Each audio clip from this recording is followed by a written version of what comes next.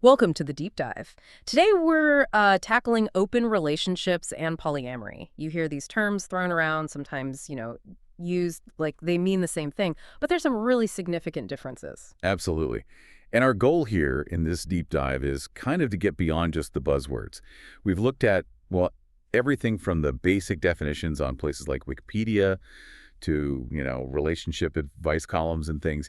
We really want to clarify what these relationship styles actually are, what might draw people to them, and what the potential challenges could be. Okay, yeah, let's unpack this. Starting with open relationships. So the core idea basically is a primary romantic relationship between two people, but where both partners agree that sexual or maybe even romantic intimacy with others is a possibility. Right. That mutual agreement part is really crucial. It's what makes it different from, well, traditional monogamy. And it's interesting, it might feel like a really modern thing, but open relationships, they actually started getting talked about more openly way back in the 1970s. And it's not just one single setup, is it? Our sources mentioned like several different styles. You've got swinging, where committed couples do sexual stuff with other people, often kind of socially, maybe at the same time. Then there's open marriage or CNM, consensual non-monogamy. You might see that acronym. That's where married partners are really clear. They consent to each other, having other relationships, romantic or sexual or both. And you even see hybrid relationships where maybe one partner is non-monogamous and the other is, well, monogamous in how they operate. It really shows how people try to make things work for their individual needs. Exactly. And the thing that kind of ties all these open relationships together is that non-exclusivity, Yeah. romantic or sexual. Sometimes called open love. Hey. But, and this is really key distinction when we start talking polyamory, the open bit in open relationships usually focuses more on the sexual side, the primary relationship. That's usually prioritized. Yeah. And those emotional connections with outside partners, they're often like limited or maybe actively avoided. You tend to see a clear hierarchy. Right. The main emotional focus stays with the original couple mostly, while sex can happen outside. Okay, so now let's switch it up. Let's talk polyamory. What's the main idea there? Polyamory. Okay, so this is defined by the practice or the desire or just accepting the idea of having more than one intimate relationship simultaneously. And the absolute key is the full knowledge and consent of everyone involved. It's really about allowing genuine emotional bonds to form. These can involve sex, sure, but they don't have to. And the idea is these can become additional, maybe long-term relationships. And the structure often looks different, right? Like less of that hierarchy we just mentioned. Sources suggest that, ideally anyway, polyamory tries to operate without a strict hierarchy. The goal is more about giving equal importance to each relationship. Though, some people in poly setups might still call one relationship primary for, like, practical reasons. Precisely. And just like open relationships, polyamory isn't just one thing. You see different structures, like solo polyamory. That's where someone has multiple relationships but maybe doesn't have a primary partner themselves. Their partners might or might not be poly too. Then, of course, there's polygamy, which is specifically about having multiple spouses that's distinct. And within polyamory itself, you might have groups that are, open to new partners joining, or maybe closed groups that aren't looking to add anyone else. It's pretty fascinating how, even though the idea of multiple connections isn't new historically, the actual words polyamory and even friends with benefits, they're pretty recent, relatively speaking, really shows how language catches up to describe, well, how people are actually living and relating. Totally. Now, you might be wondering, okay, how common are these kinds of relationships? Our sources give us some interesting dinks. There's a general feeling that maybe open relationships are more frequent in certain groups, like maybe younger folks, college-educated, middle class, and definitely within the LGBTQ+ community. Yeah, and the data we saw seems to back that up somewhat. There was a big survey in 2012, National Survey of Sexual Health and Behavior. It found about 4% of people said they were in an open relationship. But then you drill down into specific groups, and those numbers, they really jump. Like around 33% of gay men reported being in one. Yeah, we saw some older studies pointing that way, too. One from 74 suggested male students, especially if they were cohabiting or in communal living, were more likely to be in or interested in open relationships than female students were. In a survey by FS Magazine, among gay men, it found 41% had been in or were currently in an open relationship. And most of those currently in one, like 75%, thought they were great. Interesting. It also seems like maybe you find open relationships more often with dual career couples, maybe people without kids or whose kids are grown, and even people in managerial roles, especially in those closed swinging groups.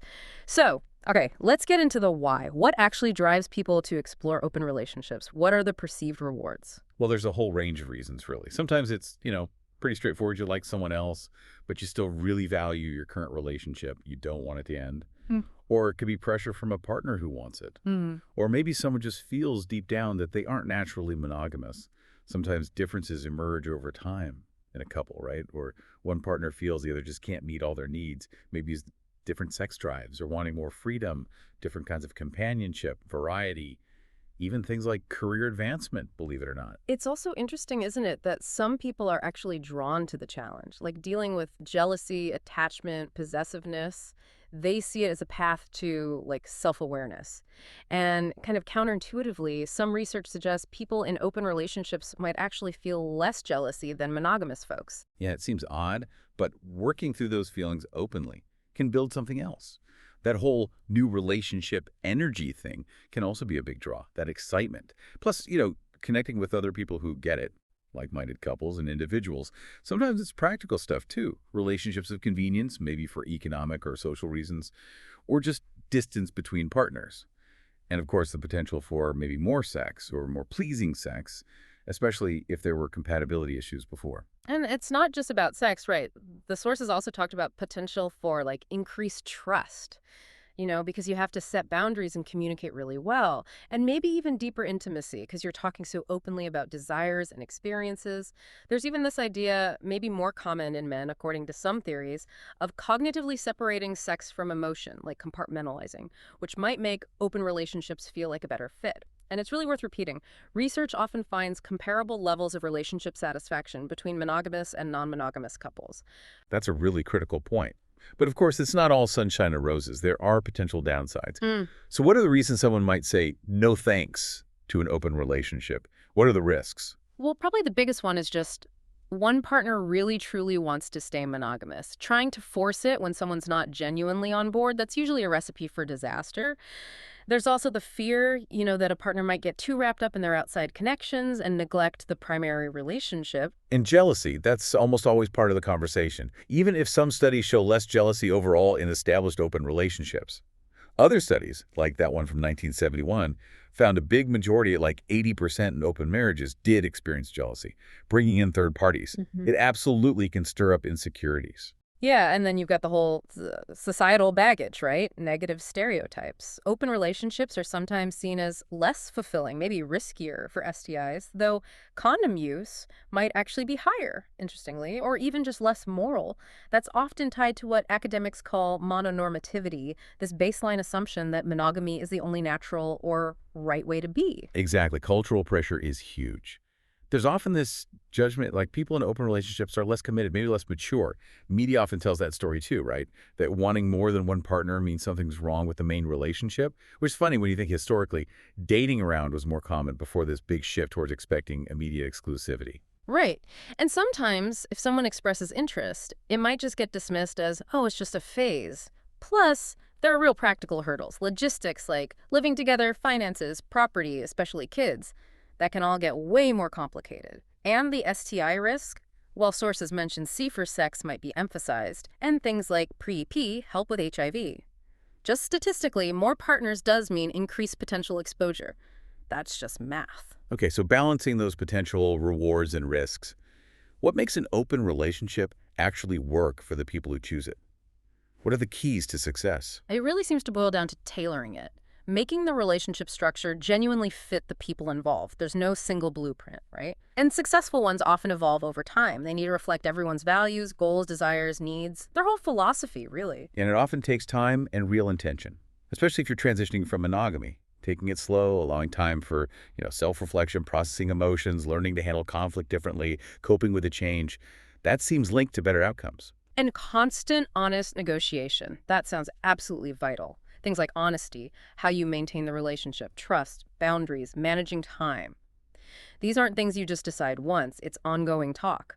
Some people use tools like maybe having veto power over a new partner or needing permission first, or rules about partners interacting. Veto power might offer security for some, but it's not like essential for every successful open relationship. Boundaries are just huge. Physical, sexual, emotional boundaries. They define the rules of the game for everyone. And good boundaries help people feel safe, feel valued, feel respected.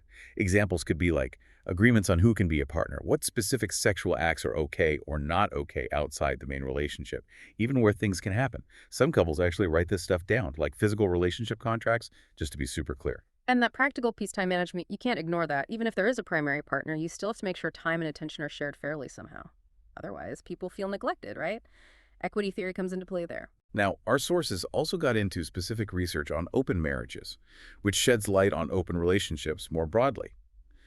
What were some of the positive things studies found? Well, that old 1974 study mentioned some people in swinging reported really intense physical experiences, ego boosts like a temporary escape, living out fantasies. More recently, several studies found basically no difference in how well-adjusted couples were or how satisfied they felt in open versus monogamous marriages. Some research even hinted at higher satisfaction in open marriages compared to the general population. And yeah, lots of people in open marriages report being pretty happy with their relationship. What's really interesting is that some couples actually said their marriage got better after opening it up, Yep. especially maybe those who weren't super happy to begin with. It seems like for some, adding outside connections can actually revitalize the main one. Okay, but what about the other side? Neutral outcomes or less positive ones from the research? Well, studies have seen couples sometimes go back to monogamy, maybe because of external stuff like the AIDS crisis years ago, or just Yeah. they changed their minds about what they wanted. And interestingly, going back to monogamy doesn't always mean they hated the open marriage phase. Some might look back and say, yeah, it was okay or good for others, just not for us long term. Yeah.